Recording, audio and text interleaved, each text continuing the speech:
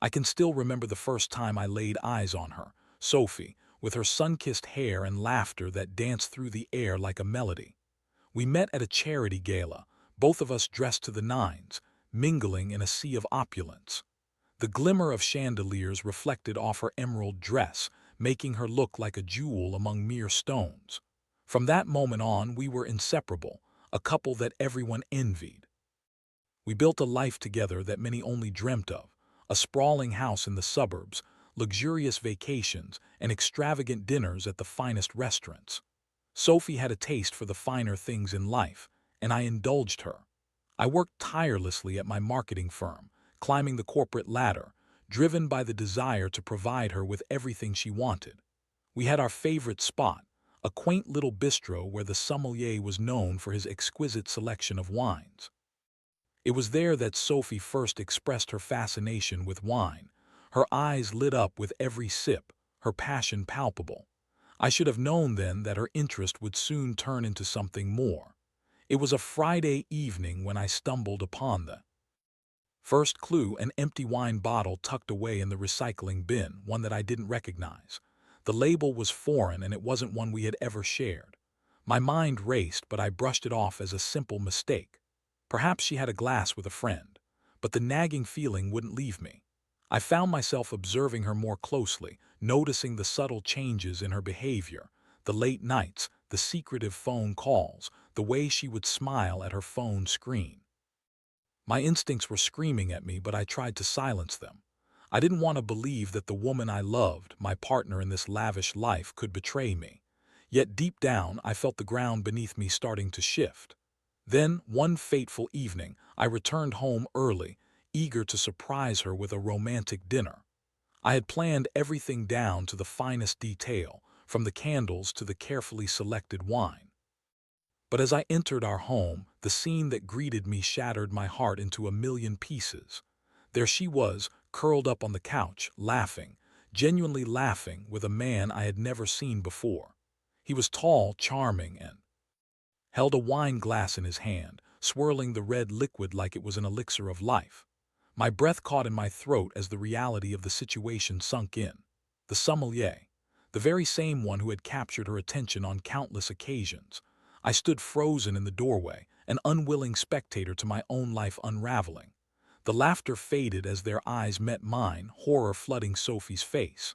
In that moment I felt a whirlwind of emotions, rage, disbelief, and a profound sense of betrayal.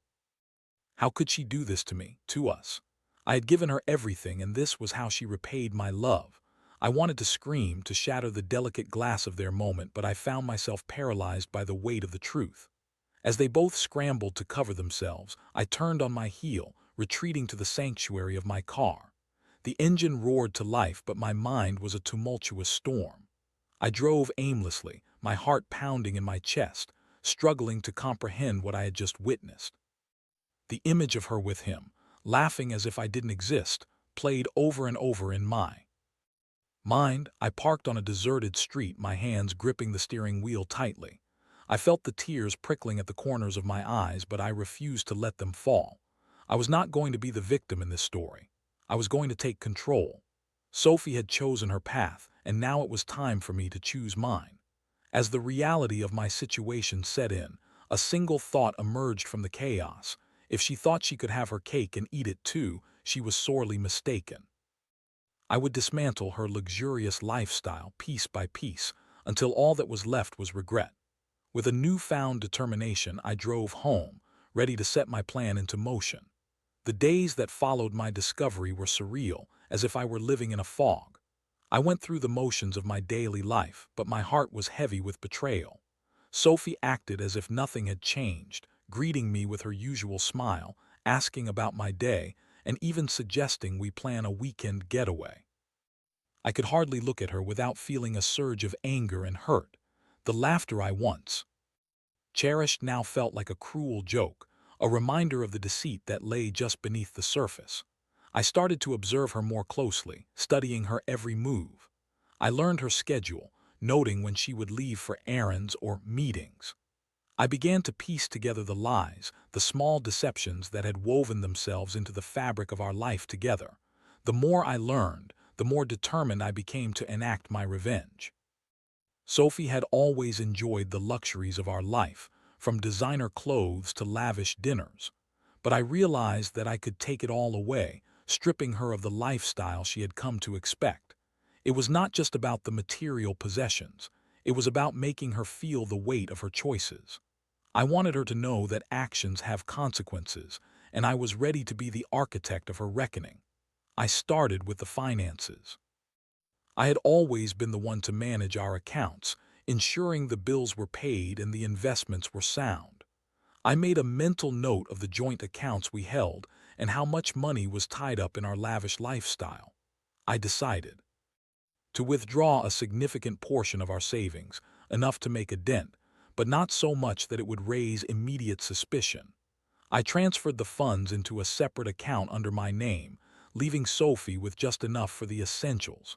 Next, I turned my attention to our home. The house, which once felt like a sanctuary, now felt like a prison filled with memories that cut like glass. I began selling off items that had once been symbols of our success: the designer furniture she loved, the extravagant artwork we had collected, and even the luxury car she drove.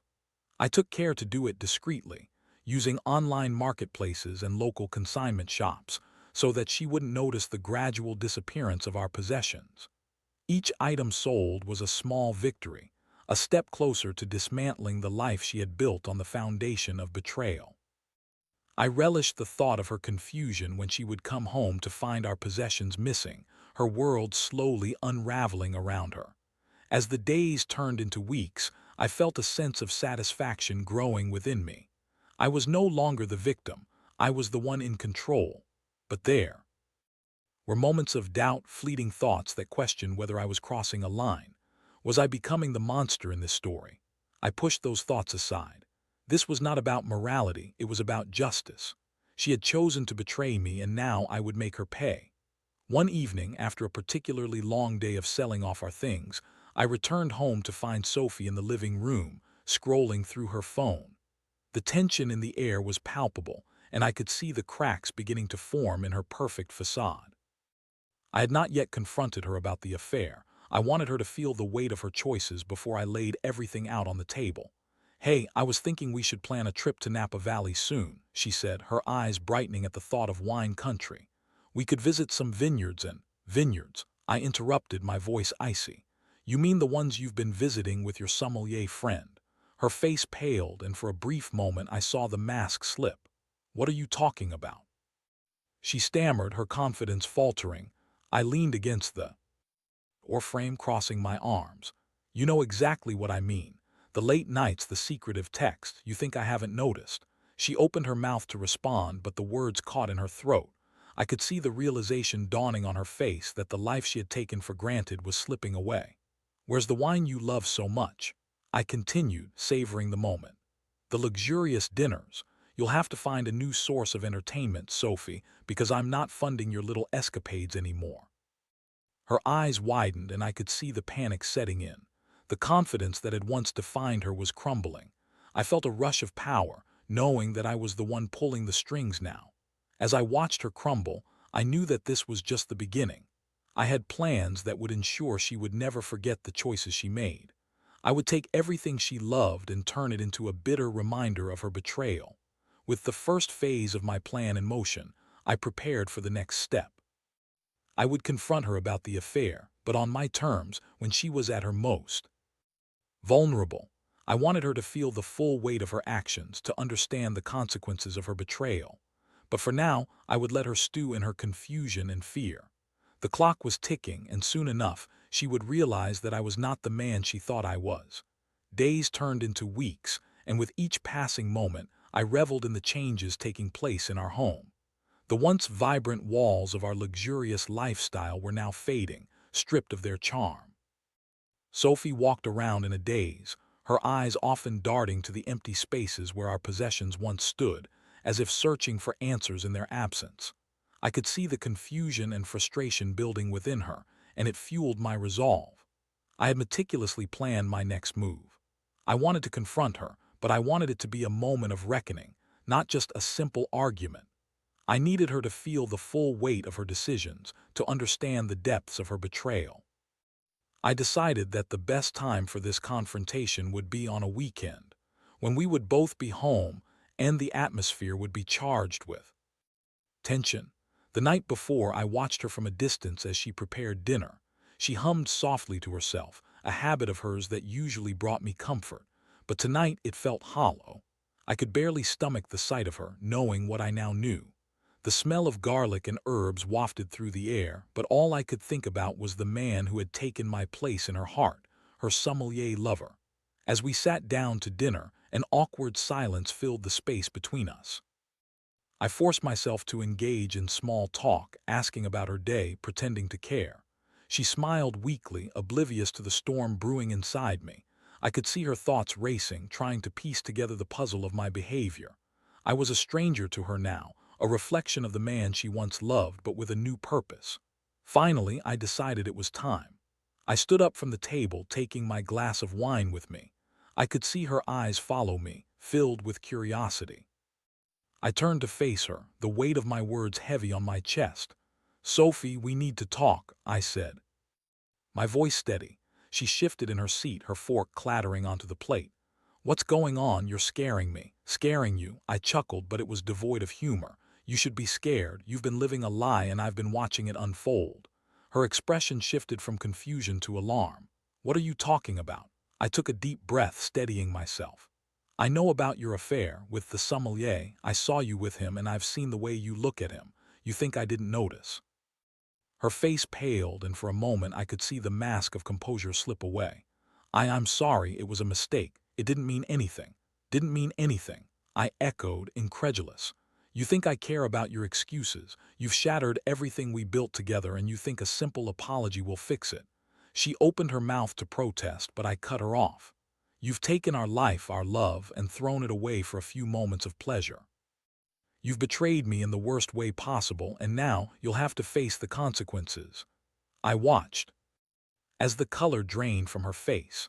The realization was dawning on her. This was not just a simple argument. This was the reckoning she had avoided for far too long. "What are you going to do?" she asked, her voice trembling. I leaned closer, a cold smile creeping onto my lips. "I'm going to make sure you understand what you've lost. All the luxuries you've come to expect, they're going away. You'll learn to live without them, just like I'll have to learn to live without you." Her eyes widened in horror, tears pooling at the corners. "You wouldn't do that." "Oh, but I will," I said, my voice low and menacing. "You'll see how quickly the facade crumbles when you're left with nothing but regret." The silence that followed was deafening. Sophie's breath quickened, and I could see the panic rising within her. She was trapped in a web of her own making, and now it was time for her to face the reality of her choices. "I'll find a way to make this right," she pleaded, her voice barely above a whisper. "Please don't do this." But I was resolute. "You had your chance to make things right when you chose to betray me. Now you'll face the consequences." With that, I turned away, leaving her to grapple with the reality of our shattered life. I felt a mix of satisfaction and sorrow as I walked away, knowing that I was about to embark on a journey of revenge that would leave no stone unturned. The next few days were filled with a sense of purpose. I continued to dismantle our life piece by piece, each sale, each cancellation of a subscription or service, a small victory in my quest for retribution. I made sure to document everything: the dates, the amounts, the items sold. I wanted her to see the full extent of my actions, to understand exactly what she had lost. As I watched her struggle to maintain her composure, I felt a sense of power I hadn't experienced before. Each time she would ask about the missing items or the changes in our finances, I would simply shrug, feigning ignorance. It was a game, and I was determined to win.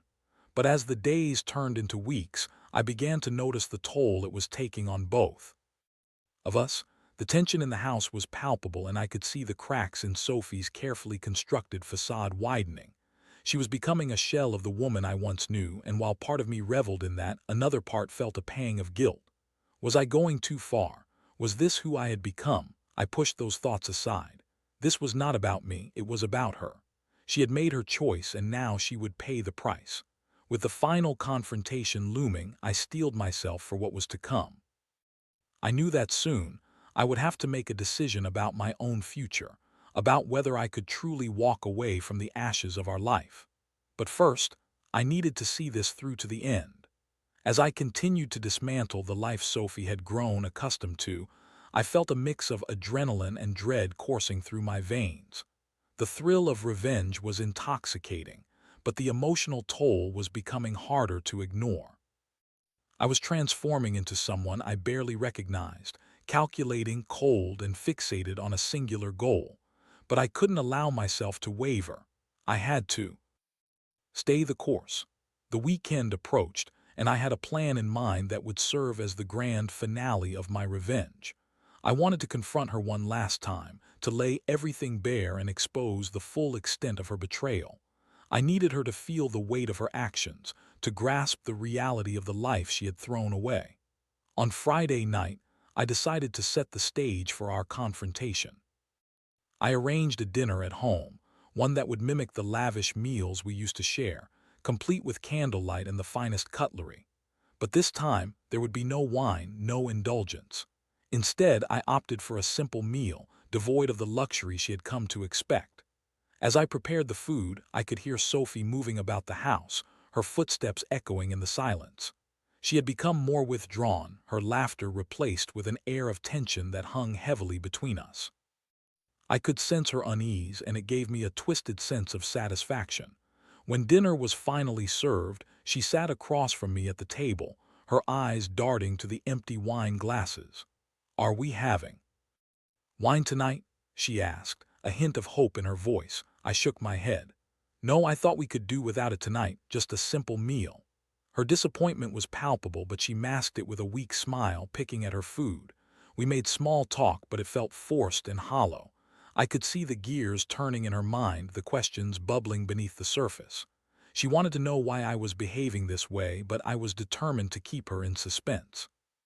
After dinner, I cleared the table, and as I washed the dishes, I could feel her eyes on me. "What's going on, Alex? You've been acting so strange lately," she finally said, her voice tinged with frustration. I turned to face her, leaning against the counter, my heart racing. "You want to know what's going on? You really don't understand." She shook her head, her expression a mix of confusion and desperation. "Just tell me what's wrong." I took a deep breath, gathering my thoughts. "What's wrong is that you've betrayed me, Sophie. You've shattered everything we built together for a fleeting moment with someone else. The life we had is gone, and you've done nothing to fix it." Her face fell, and I could see the panic rising within her. "I told you it was a mistake. I didn't mean to hurt you. Can't we just move past this?" "Move past it," I echoed, incredulous. "You think I can just forget what you did? You think I can pretend everything is fine while you're out there with him, living a life that I've worked hard to provide for you? I didn't want to hurt you. I was just confused." She pleaded, her voice rising. "I love you, Alex. I never wanted to lose you." "Love." I scoffed, the word tasting bitter on my tongue. "You don't get to throw that word around after what you did. Love doesn't cheat. Love doesn't betray. You've taken our life and tossed it aside like it meant nothing." The silence that followed was deafening. Sophie's eyes glistened with tears, and for a moment I felt a pang of sympathy, but I quickly steeled myself. This was not the time for weakness. She needed to understand the consequences of her actions. "I've made some changes, Sophie," I said, my voice low and steady. "You may have noticed that things around here are different. I've been selling off our possessions, canceling subscriptions, and preparing for what's to come." Her face twisted in disbelief. "You can't be serious. You're destroying our life because of a mistake I made." I stepped closer, my heart pounding. "It's not just a mistake, Sophie. It's a choice you made. And now you'll have to live with the consequences. I won't be funding your lifestyle anymore. You'll learn what it means to live without the luxuries you've taken for granted." Her eyes widened in horror as the reality of my words sank in. "You can't do this," she whispered, her voice trembling. "You're being cruel, cruel," I repeated, my voice rising. "You think this is cruel. You have no idea what cruelty is. You should have thought about that before you decided to betray me." The tension in the room was palpable, and I could see the fear in her eyes. I could almost taste the bitterness of our love turning to ash. She had brought this upon herself, and now it Was time for her to face the truth. "I want you to reflect on what you've done, Sophie," I said, my voice softening just a fraction. "I want you to feel the weight of your choices, because soon you'll understand that the life you love is slipping through your fingers and it's all because of you." With that, I turned and walked away, leaving her to grapple with the reality of our situation. I felt a sense of satisfaction wash over me, but it was tinged with a sadness I couldn't quite shake. I was doing what I had to do, but it felt like I was losing a part of myself in the process. As the days passed, I continued to execute my plan, and I could see the strain it was placing on Sophie. She was becoming more withdrawn, her laughter replaced with uncertainty. But I knew that I had to see this through. I was committed to dismantling the life we had built together, piece by piece. And with each passing moment, I felt the distance between us growing. Soon I would have to make the final decision, to leave or to stay. But before that, I needed to ensure she understood the full extent of her betrayal. The days turned into an agonizing blur. Each morning, I woke up to the stark reality of what our life had become, a battlefield of emotions. Sophie wandered through our home like a ghost, the vibrant woman I once knew now reduced to a shadow of her former self. I could see the toll my actions were taking on her. The sparkle in her eyes had dulled, and her laughter had become a distant memory. Yet I felt no remorse. I was committed to my course of action, and I would not turn back. One evening I returned home after another long day of selling off our possessions. The house felt emptier than ever, and I could sense Sophie's eyes on me as I dropped my keys on the counter. I turned to face her, ready for the confrontation I had been anticipating. "Alex, can we talk?" she asked, her voice shaky. I nodded, motioning for her to sit at the dining table. The room was dimly lit, the atmosphere heavy with unspoken words. I took a seat across from her, studying her face, searching for any sign of the woman I had fallen in love with. "Things can't go on like this," she said, her eyes pleading. "I know I made a terrible mistake, but I'm willing to do whatever it takes to fix this." "Fix this?" I echoed, incredulous. "You think you can just say a few words and everything will be fine? You've broken my trust, Sophie. That doesn't just come back because you're sorry." "I know," she said, her voice rising with desperation. "But I'm willing to work on it. I'll go to counseling. I'll do anything you want, just please don't take everything away from me." I leaned back in my chair, crossing my arms. "You've already taken everything away from me, Sophie. You chose to betray me, and now you want me to believe that you can just turn it all around." She looked down, her fingers nervously fiddling with the tablecloth. I was confused. I didn't know what I wanted, but I love you, Alex. I didn't mean to hurt you. The sincerity in her voice momentarily pierced through my resolve. I wanted to believe her, to give her a chance, but the images of her with that sommelier flooded my mind, the laughter, the intimacy they shared. I couldn't shake the betrayal, and I wasn't sure I could ever forgive her. "I can't just forget what you did," I said, my voice steady. "You've shattered the foundation of our relationship, and now you have to understand that there are consequences." "Consequences?" she asked, her voice trembling. "What do you mean?" I leaned forward, locking eyes with her. "I mean this life we've built. It's crumbling. You'll have to face the reality of living without the luxuries you've come to expect. I won't be funding your lifestyle anymore, and soon you'll understand what it means to live without them." Her expression twisted in disbelief. "You can't be serious. Alex, please don't do this. You're punishing me for a mistake I made." "Punishing you?" I scoffed. "You made your choice, Sophie. Now you'll face the consequences. You'll learn what it means to live without the things that brought you joy." She shook her head, tears spilling down her cheeks. "I can't believe this is happening. I thought we loved each other. I thought we could get through this." "I thought so too," I replied, my voice softer now but still resolute. "But love doesn't come with betrayal. You made your choice, and now you'll have to live with the consequences." The weight of my words hung in the air, and I could see the realization dawning on her. She was losing everything she had taken for granted, and there was nothing she could do to stop it. "Please," she begged, her voice breaking. "I'll change. I'll make it right. Just give me another chance." I wanted to reach out to comfort her, but I couldn't. I had to remain steadfast. "You've had your chances, Sophie. This isn't just about you anymore. It's about me, too. I need to find a way to heal, and this is the only way I know how." The silence that followed was deafening. I could see the despair etched across her face, and for a moment I felt a flicker of regret. but I quickly extinguished it. This was about justice, about making her understand the weight of her choices. "I'm not going to be the man you think I am anymore," I said, my voice firm. "I'm taking control of my life, and you'll have to face the reality of your actions." With that, I stood up, leaving her sitting at the table, tears streaming down her face. I walked away, my heart heavy but my resolve unyielding. I knew that I was about to make the final decision that would change everything. As the days passed, I continued to execute my plan, stripping away the luxuries Sophie had relied on. I canceled subscriptions, sold off furniture, and even made arrangements to downsize our home. I could feel the walls closing in around her, and it filled me with a sense of power. But there was a nagging voice in the back of my mind, whispering doubts. Was this really justice, or was I becoming the very monster I had sought to punish? I pushed those thoughts aside. I had come too far to turn back now. The day finally arrived when I would make my final decision.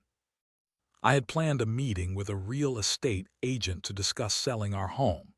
It felt like the culmination of everything I had worked toward, and I could feel the weight of the moment pressing down on me. As I prepared to leave, I caught sight of Sophie in the living room, her eyes red from crying. She was sitting on the couch, clutching a pillow as if it were her last lifeline. My heart ached at the sight, but I steeled myself. "I'm leaving," I said, my voice steady. "I'm going to sell the house." Her gaze shot up, disbelief etched across her face. "You can't be serious." "I am," I replied, my tone firm. "This life we built is over. You made your choice, and now you'll have to live with it." The silence that followed was deafening. I could see the realization dawning on her, the weight of my words crashing down like a tidal wave. "Please, Alex," she begged, her voice trembling. "Don't do this." But I was resolute. I had to see this through to the end. The finality of my words hung in the air like a thick fog, and I could see the despair wash over Sophie's face. I had never intended for it to come to this, but the path she had chosen left me no other option. I took a deep breath, steeling myself for what was to come, knowing that this was the moment I had been preparing for. "Alex, please," she said, her voice cracking. "You don't have to do this. We can fix this together. I can change. Just give me a chance." I shook my head, feeling the weight of her pleas pressing down on me. "You had your chance, Sophie. You chose to betray me, and now you have to face the consequences." My voice was steady, but inside I felt a tumult of emotions. I wanted to comfort her, to tell her that everything would be okay, but I couldn't allow myself that weakness. I had to remain resolute. I had to see this through. Tears streamed down her cheeks as she struggled to find the right words. "I never meant for it to happen. I was confused, and I made a terrible mistake. But I love you, Alex. I want to make this work." "You don't get to decide that anymore," I replied, my voice firm. "You took that choice away from me when you chose to be with him." The silence that followed was deafening, and I could see the realization dawning on her. She was losing everything, the life we had built, the luxuries she had come to expect, and most importantly, me. I felt a strange mix of satisfaction and sorrow. This was the reckoning she had brought upon herself. "I'm going to sell the house," I repeated, my resolve unshaken. "We'll split the proceeds, and you'll have to find a way to make it on your own." She shook her head, disbelief etched across her features. "You can't just throw everything away. We had a life together, Alex. You can't just erase it." I stepped closer, my heart heavy with the weight of my decision. "You've already erased it, Sophie. You chose to betray me, and now you'll have to live with the consequences." She looked down, her shoulders shaking as she fought against the tears. "I can't believe this is happening. I thought we could get through this together." I wanted to reach out to comfort her, but I couldn't. I had to stay strong. "You made your choice, Sophie. Now you have to face the reality of it. I'm done being the man who takes the blame for your mistakes." With that, I turned away, feeling the weight of the moment pressing down on me. I walked toward the door, my heart pounding in my chest. I was about to leave behind not just a house, but a life, our life, filled with memories that now felt tainted by betrayal. As I stepped outside, the cool air hit my face, and I took a moment to breathe. I had made my decision, and while it felt liberating, it also left a lingering ache in my heart. I had been prepared to tear down the life we had built, but now that I was on the brink of doing it, I felt a pang of doubt. What would life look like without Sophie? Would I be able to move on, to rebuild? Or would I always carry the scars of this betrayal with me? I shook my head, pushing those thoughts aside. This was about justice, about reclaiming my life. I drove to the real estate agent's office, my mind racing with thoughts of what was to come. I would sell the house, and with it, I would break free from the chains of our past.